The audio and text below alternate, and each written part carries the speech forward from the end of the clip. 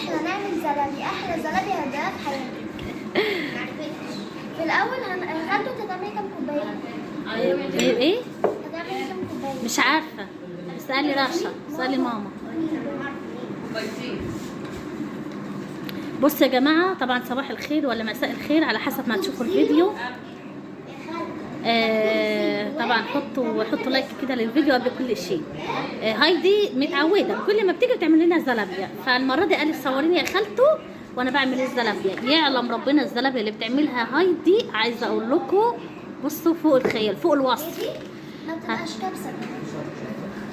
عايزه اقول لكم بتبقى هشه كده وخفيفه، وبصوا كانها جاهزه. طب انت جبت نسيتي تجيبي الخميره؟ راحت لها كيس خميره. ركزي. طبعا قولي لهم انت حطيتي ايه. طيب اوعي ماشي. حاطين كمان لو عايزين تحطوا 3 في الثلاجه يا بنات في الباب. لو عايزين مثلا تحطوا 2 أو 3. انت حطيتي دلوقتي قد ايه؟ انا دلوقتي حطيت 2 كوبايتين. من انهي كوبايه؟ اللي هو المج. بصوا حطت كوبايتين دقيق من المج. بصوا بقى يا جماعه.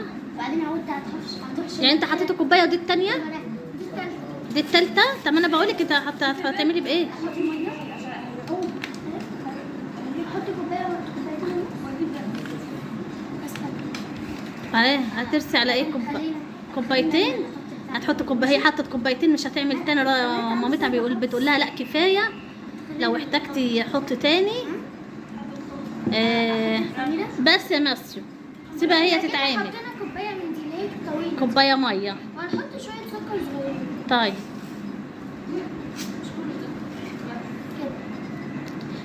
هي على فكره يا جماعه هي اللي بتعملها كل مره. حط بس شويه صغيرين. وهنعجن بقى بايدينا. حطوا لايك يا جماعه. ده بيقول حط تاني. سواد الخميره.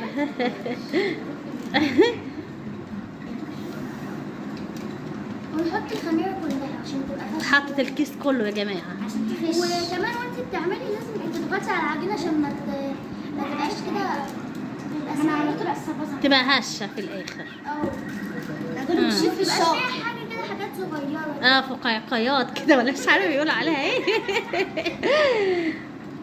لازم تبقى سايحه، بس دي مش سايحه. نحط شويه ميه. هي بص يا جماعه، هي طبعا ايه بتعجن بالراحه وبتحط بالطلب، اذا كان دقيق او ميه بالطلب. بعد كده واخدين بالكم لغايه ما تظبط معاها. وكمان لو انتوا مثلا عايزين مثلا تحطوا يعني مثلا 4 كوبايات و5 ده يعني اللي عنده ناس برضه عادي تظبطوا على حسب الكميه يعني يا جماعه. هي بتقول لكم على حسب كميه الناس الموجوده. طبعا انا وولادي ورشا وولادها يعني.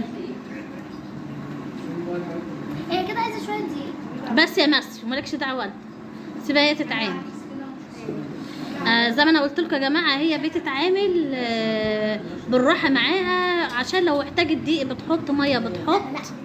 وحطت كيس خميره. طيب بتخليها قد ايه بعد العجين يا هيدي؟ يعني ساعه. وهنوريكم برضو لما بتختمر في الاخر. عايزه اقول لكم بتملى الحله.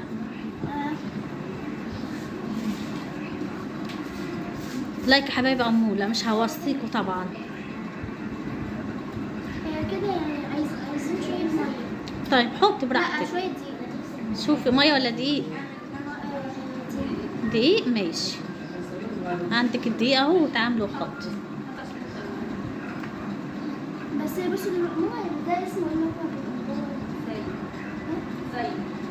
لا اللون ده بيبقى اسمه مزغلل. فهو دلوقتي هو مزغلل. دوبيه كويس. حطي شويه دقيق تاني.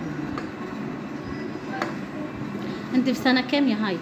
انا داخله اولى اعدادي. شاطره، برافو عليكي. لازم بقى نبقى سنتين واحنا صغيرين. طبعا نتاسس. نتاسس كده يا تقعد. هنحط شويه ميه.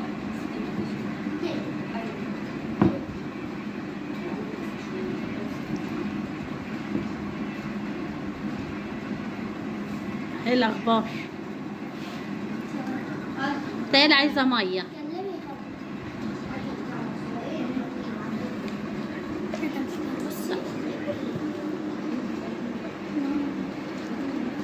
انت اللي عايزه ميه؟ ايوه تخينه. عايزه ميه. انت عايزه ميه؟ حلو. هات لنا شويه ميه صغيره. وتخلوا بالكم عشان كمان الهواء بيفش. بصوا حاساها تخينه شوي. بصوا يا جماعه، حاساها تخينه يا رشا؟ لا كده هي حلوه. كويسه كده؟ طيب ماشي. بس لازم برضو يعني تعجنوها كده، يعني بصوا عشان الكلاكيع كده. مبدئيا هي كده خلاص خلصت. طيب نسيبها بقى ايه، ونسيبها في المطبخ نسيبها في المطبخ ونحط عليها حاجه. طيب ما ينفعش كل هتدفيها شوية يعني نفتحه، عشان لو فتحناه- بعد ساعة افتحها عليها بالمرة عشان مش كل شوية تفتحوا عليها عشان لو زي ما انت فتحناه بتعملي. يفش. وهنوريكم يا جماعة في الآخر يعني شكل الزلابية، وهنوريكم كمان بعد ما تختمر وكده. وهنوريكم كمان وهي بتتعمل. اما انا بقول لهم يلا حبايبي خليكم معايا. فكي هايدي يلا بصوا يا جماعة هتنفخ. شايفة؟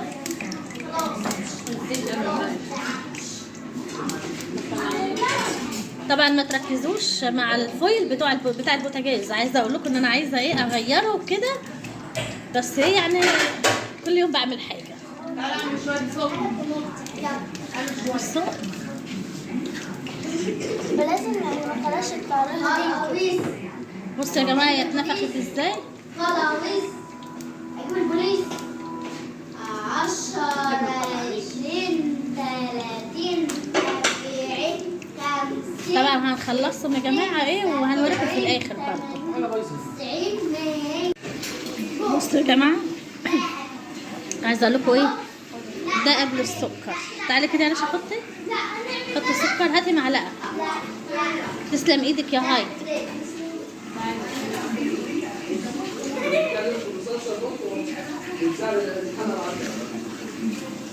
ما تحطوش كتير يا رشا عشان بيبقى مسكر قوي. بس اللي وصل معانا لحد هنا اللايك مش هوصيكوا طبعا. يلا طبعا بالهنا والشفا حبايبي. يلا باي باي.